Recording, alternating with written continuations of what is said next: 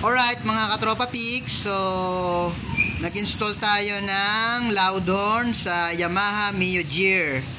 So ito mabilisan lang, demo ko sa inyo kung saan ko nilagay yung ating loud horn. So ito yun, dito ko minaunting yung loud horn na yan, dyan. And then yung stock horn, nandito pa rin, hindi ko siya tinanggal, ayan. Yan pa rin yung pinaka-stock horn niya. So, yung harness natin, mga kabrum-brum, ito yung harness na ginamit natin, mga kabrum-brum. So, meron tayong fully assembled type na wire harness. So, stock horn to loud horn with rapid mode. So, si Bossing yung nagpakabit sa akin, ayaw niya na lang ng rapid. So, normal lang. Stock horn to loud horn lang. Okay, so ito yung pinaka harness.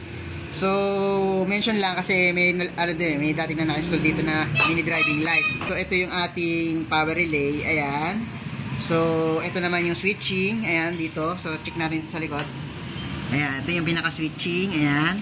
Stock horn to loud horn. Ayan. And then pinagapang natin dito sa baba, ayan.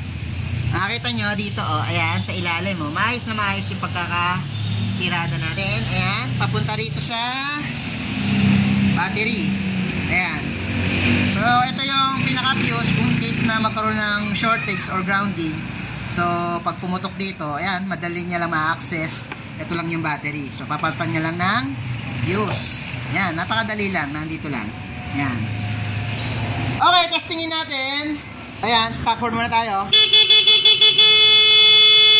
Ayan, stable na stable yung ating stock horn. Kasi yung ating wire harness, naka-built-in yun sa wire harness, yung stock horn. So, naka-power battery with relay. Okay, so subukan naman natin yung loud horn. Pit na tayo dito. Ayan, pit na tayo dito sa ilalim. Loud horn tayo.